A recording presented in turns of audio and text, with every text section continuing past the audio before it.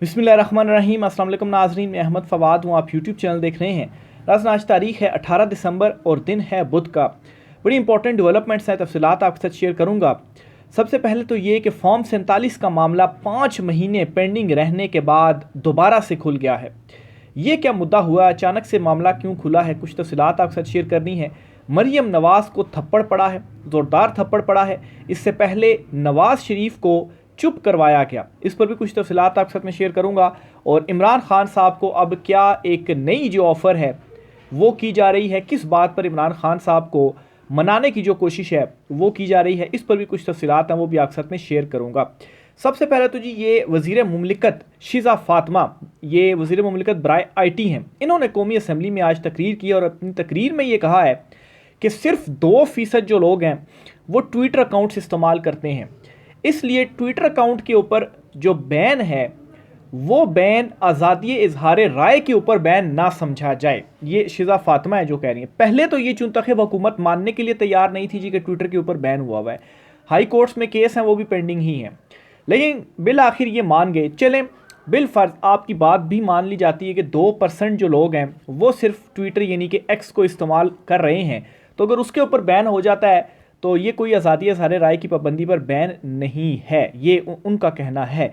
तो क्या वो जो 2% लोग बोल रहे हैं ट्विटर अकाउंट के ऊपर, क्या उन्हें बोलने का हक नहीं है? वो बेशक 2% क्यों ना हो, वो क्यों नहीं बोल सकते? फिर इसी तरह से एक तरफ तो ये कहते हैं जी कि ट्विटर अकाउंट जो है वो हमने बैन किया हुआ और 2% लोग हैं, उनसे क्या फ़र्क पड़ता है आज़ादी इज़हार राय के ऊपर। और दूसरी तरफ ये इमरान खान साहब से कह रहे हैं कि इमरान खान अपने ट्विटर अकाउंट को जो है वो पाकिस्तान में लेकर आए और यहाँ से ऑपरेट करे और हमारे हवाले कर दे। ये इमरान खान साहब से कहा जा रहा है। क्यों? क्योंकि ट्विटर अकाउंट के ऊपर इमरान खान साहब, क्योंकि गुज़श्ता कुछ दिनों से आप देख रहे होंगे कि जो इमरान खान साहब का अडयाला जेल से बयान आता है, एग्जैक्टली वो जो बयान है वो ट्वीट इमरान खान साहब के ट्विटर अकाउंट से हो जाता है। अडयाला जेल के बाहर जो गुफ्तगू की जाती है, उस गुफ्तगू में तो सेंसर करके वो खुद बैरिस्टर गोहर बातें ही नहीं बताते, आधी आधी जो बातें हैं वो बताते हैं। तो एक तो ये तकलीफ है। अगर सिर्फ 2% लोग ट्विटर अकाउंट जो है वो इस्तेमाल करते हैं, तो फिर ये तकलीफ आपको क्यों कि इमरान खान अपना ट्विटर अकाउंट क्यों इस्तेमाल करता है और वो पाकिस्तान में जो है वो आकर इस्तेमाल करे। फवाद चौधरी इस हवाले से बयान दे चुके हैं जी कि इमरान खान साहब जो है वो पाकिस्तान में अपना ट्विटर अकाउंट लें। यहाँ पर यह है कि ज़रा नाप तोल कर बात होती है। और फिर इसी तरह से कुछ साफ़ी नुमा टटपुंजे हैं, वो भी ये कह रहे हैं जी कि इमरान खान के ट्विटर को काबू में जो है वो किया जाए। फिर यही शिज़ा फ़ातिमा है, ये कहती हैं ये कि इंटरनेट की जो रफ्तार है उसमें 28% बेहतरी आई है। हालांकि हम यहाँ पर बैठ कर इंटरनेट जो है वो यूज़ कर रहे हैं, हमें मालूम है कि कितनी प्रॉब्लम्स हमें हो रही हैं।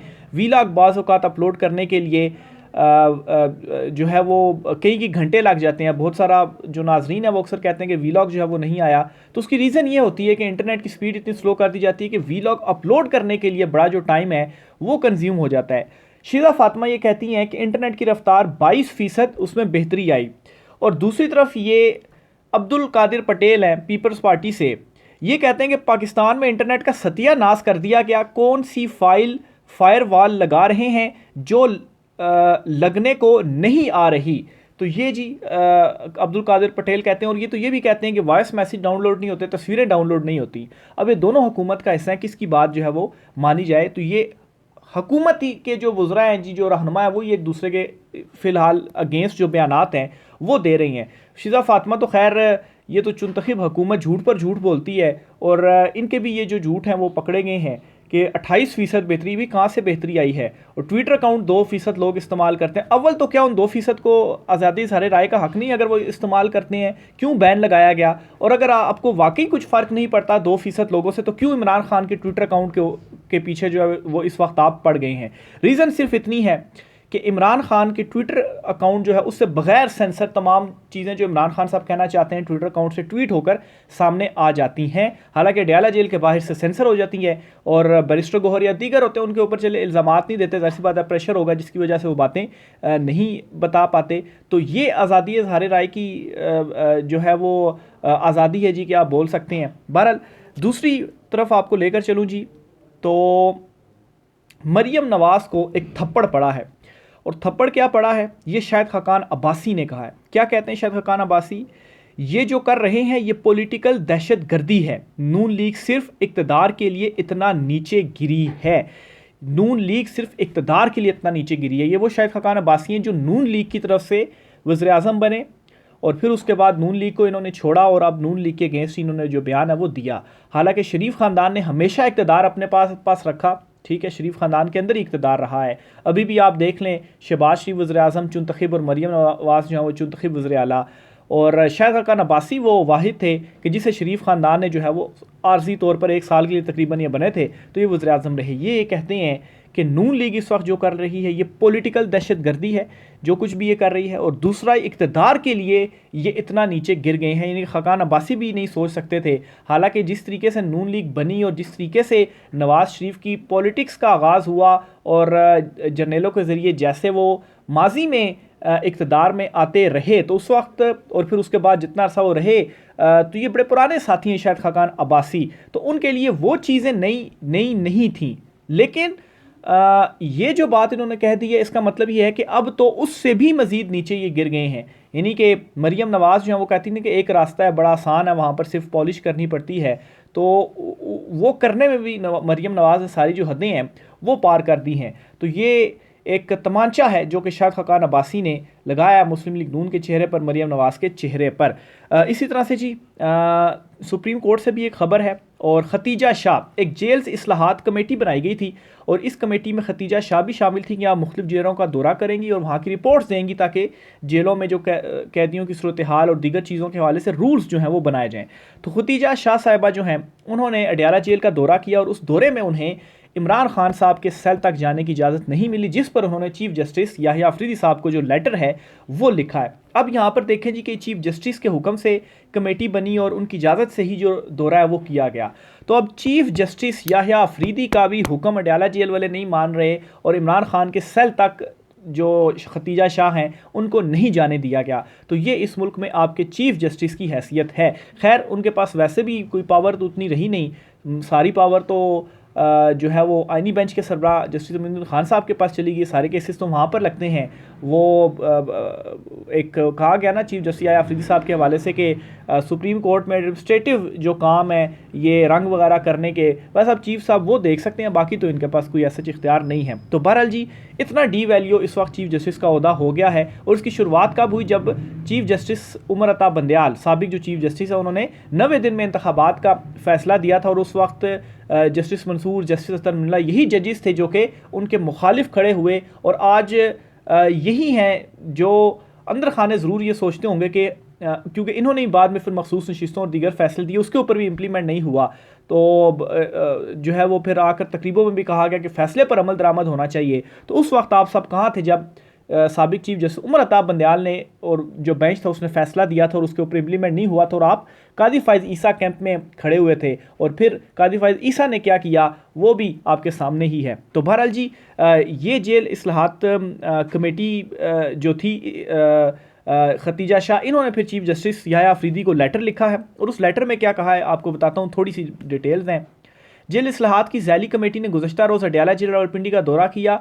अडयाला का शुमार उन जेलों में होता है जहां गुज़श्ता 2 सालों में बहुत से सियासी कैदी रखे गए हैं, जिनमें पाकिस्तान के साबिक वज़ीर-ए-आज़म इमरान खान भी शामिल हैं। क्योंकि इमरान खान एक सियासी कैदी हैं, लिहाजा इनकी राय जानना ज़रूरी था। जेल इंतज़ामिया से हमने साबिक वज़ीर-ए-आज़म की बैरिक में जाने की दरख्वास्त की तो रसाई देने से इनकार कर दिया गया। DIG जेल खाना जात से दरख्वास्त के बावजूद हमें मुलाकात के लिए रसाई तक नहीं दी गई। दरख्वास्त है कि कैदियों की इस्लाहाती ज़ैली कमेटी के लिए एक बार फिर अडयाला जेल के दौरे के अहकामात दिए जाएँ। कमेटी को इमरान खान तक रसाई दी जाने के अहकामात दिए जाएँ। साबिक वज़ीर-ए-आज़म की राय जाने बगैर जेल इस्लाहाती कमेटी सुप्रीम कोर्ट को अपनी राय नहीं दे सकती। तो ये जी खतीजा शाह साहिबा जो है उनकी जानिब से जो लेटर है वो लिख दिया गया है। आज एक बड़ा इंटरेस्टिंग केस भी सुप्रीम कोर्ट में सामने आया। एक ऐसा केस सुप्रीम कोर्ट में आज लगा जिसमें जो मुजरिम था या मुलजिम था उसे उम्र कैद की सज़ा हुई थी और वो अपनी उम्र कैद की सज़ा मुकम्मल करके जेल से रहा हो गया और उसकी रिहाई के बाद अब जाकर उसकी जो अपील थी वो सुप्रीम कोर्ट ऑफ पाकिस्तान में समाअत के लिए मुकर्रर हुई। तो ये हमारा अदालती सिस्टम है और ये हमारे चीफ जस्टिस हैं। एक तरफ आइनी बेंच बनाए जाते हैं और केसेस आइनी बेंच जो है वो 6 रुकनी 7 रुकनी जितने जजेस हैं वो बैठ कर आइनी केसेस सुन रहे होते हैं और बाकी जजेस दूसरे केसेस सुन रहे होते हैं। और पेंडेंसी रेट जो है वो अभी डिटेल तो उसके सामने नहीं आई। कादी फ़ाइज़ ईसा के टाइम पर तो 60,000 के करीब पहुंच गया था और ये तारीखी सतह थी जो कि उसने अबूर की थी। अभी डिटेल्स जो है वो डेटा सामने सुप्रीम कोर्ट की जानिब से जारी नहीं किया जा रहा, लेकिन ये कारकर्दगी असल में हमारी अदलिया की और चीफ जस्टिस जो हैं उनकी ये वैल्यू है। और दूसरी तरफ जो आइनी बेंच बनाया गया वो क्या केसेस सुन रहे हैं। बज़ाहिर वैसे भी सुप्रीम कोर्ट के ऊपर तो एक जो टेक ओवर है वो कर लिया गया हुकूमत की मर्ज़ी से बेंचेस और हुकूमत की केसेस आइनी बेंच के सामने, और कहाँ से उनके मुखालिफ जो फैसला है वो कोई आ सकता है। तो ये जी इस वक्त हमारा अदालती सिस्टम है और ये कुछ केसेस हैं जी जो कि सुप्रीम कोर्ट ऑफ पाकिस्तान में पेंडिंग है और कोई उसके ऊपर नहीं देखा जा रहा कि उसमें क्या किया जाना चाहिए। फिर इसी तरह से जी एक और 2 डेवलपमेंट्स हैं जी, वो भी आपके सामने मैं रखता हूँ। सीनियर जर्नलिस्ट हैं फयाज़ आरिफ साहब, 2 ट्वीट्स हैं इनकी जानिब से की गई हैं, और ये जो चुनतखीब है इसकी नींदें इस वक्त, चुनतखीब हुकूमत की नींदें इस वक्त जो है वो उड़ी हुई हैं कि अब हम करें तो करें क्या, क्योंकि इमरान खान तो बाहर आएगा, हमारी चुनतखीब हुकूमत का ख़ात्मा होना है, पाकिस्तान में हम रह नहीं सकते और बाहर से भी हमारे ऊपर जो आलमी दबाव है वो भी बढ़ता जा रहा है। इस्लामाबाद के सफारती ज़राए का दावा, अमरीकी एस्टेब्लिशमेंट के वाज़े पैगाम के बाद सऊदी अरब और दुबई ने भी पाकिस्तानी एस्टेब्लिशमेंट को इमरान खान से अपने मामला ठीक करने का मशवरा दे दिया है। अच्छा, जब से ट्रंप इलेक्शन जीता है ना, तो कोशिश की जा रही है कि ट्रंप से किसी तरीके से रब्ता हो, उसकी टीम से रब्ता हो, लेकिन अभी तक ना ही कोई कॉल रिसीव की गई, ना ही कोई रब्ता हुआ। इवन के 20 जनवरी को हल्फ बर्दारी तकरीब है अमरीकी सदर ट्रंप की। डिटेल्स बखबर हल्के ये बताते हैं कि अभी तक कोई इनविटेशन ही नहीं आया यहाँ पर इस चुनतखीब हुकूमत में से किसी को, इवन के शहबाज शरीफ को भी आप वहाँ पर हल्फ बर्दारी तकरीब में आएँ। तो ये इनकी जो है वो कुल वैल्यू है। और फिर इस दौरान कुछ दौरे भी किए गए और बड़े रेगुलर दौरे हुए, और वो रेगुलर दौरे कहाँ थे? सऊदी अरब के थे और UAE के थे। और वहाँ से जो दौरे किए गए उस पर उसकी जो रीज़न्स थी ज़ाहिर वो क्या थी? वो ये थी कि ट्रंप से तो रब्ता हो पा नहीं रहा, वहाँ पर बाइडन इंतज़ामिया अब चली गई है जिसकी सरपरस्ती हमें थी, तो हम चीज़ें वगैरह कर रहे थे, तो अब तो पॉलिसीज़ चेंज हो गई हैं। फिर रिचर्ड ग्रेनल की ट्वीटें भी जो है वो अब आ गई हैं। तो सऊदी और UAE के ज़रिए कोशिश की जा रही थी कि वहाँ पर कोई जो पैगाम रसानी है वो कर दी जाए, कुछ ताल्लुकात जो हैं वो बेहतर कर दिए जाएँ। लेकिन सफारती ज़राए क्या कह रहे हैं कि सऊदी अरब और दुबई इन दोनों ने भी कहा है कि इमरान खान साहब से आप अपने जो मामलात हैं वो ठीक कर लें, इमरान खान साहब से अपने जो मामलात हैं वो आप ठीक कर लें। तो वहाँ से भी इनको चिट्टा जो इनकार है वो हो चुका है। इमरान खान साहब को डील मुसलसल मांगी जा रही है कि खान साहब हमें डील दे दें, लेकिन इमरान खान साहब ने अपने मुतालबात रख दिए हैं और इतवार तक का वक्त दिया है इमरान खान साहब ने, क्योंकि पहले सिविल नाफरमानी की तहरीक 14 दिसंबर से उसका आगाज़ होना था, 15 दिसंबर से। फिर उसके बाद टाइम मांगा क्या, तो इमरान खान साहब ने जो है वो 1 हफ़्ते का टाइम दिया। और आज जो फैसल चौधरी हैं इमरान खान साहब के वकील, वो जो है वो डेरा जेल के बाहर आकर उन्होंने गुफ्तगू भी की और उन्होंने कहा है कि इतवार तक का वक्त है कि जो सिविल नाफरमानी की तहरीक है ये हम शुरू कर देंगे अगर इतवार तक हमारे जो मुतालबात हैं वो नहीं माने गए। दूसरी तरफ ये जो हुकूमत है ये तो इनसे तो खैर मुज़ाकरात होने भी नहीं है और ये करना भी नहीं चाहते, क्योंकि इनसे मुज़ाकरात का मतलब ये है कि इमरान खान को मैंडेट वापस देना और सियासी कैदियों की रिहाई और 26वीं तरमीम की वापसी, यानी कि इनकी सीधी सीधी मौत है। तो ये क्यों मुज़ाकरात करेंगे? ये तो यही चाहेंगे कि इस्टेब्लिशमेंट और इमरान खान के दरमियान जो ये लड़ाई है या इख्तलाफात है जो भी है ये चलते रहे और उसका फ़ायदा हमें होता रहे और हमारा जो इक़्तिदार है वो इसी तरह से प्रोलॉन्ग होता रहे। इनकी तो यही ख्वाहिश है। तो बहरहाल जी इतवार तक का इमरान खान साहब ने अब कह दिया, नहीं तो उसके बाद सिविल नाफरमानी की जो तहरीक है उसका आगाज़ होगा।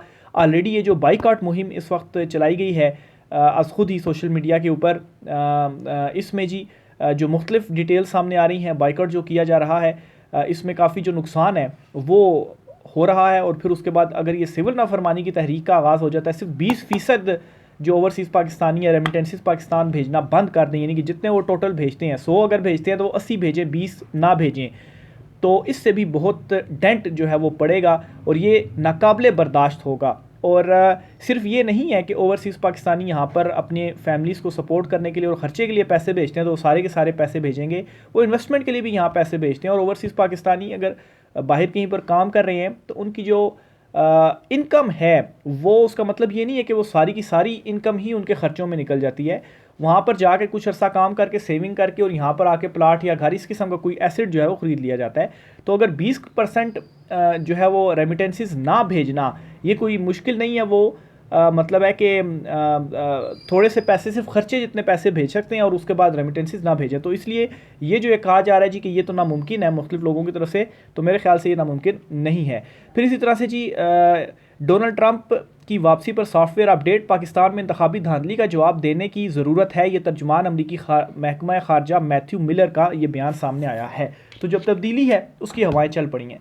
राय का साथ कीजिएगा। आज की व्लॉग से इतना ही, इजाज़त दीजिए, अल्लाह हाफिज़।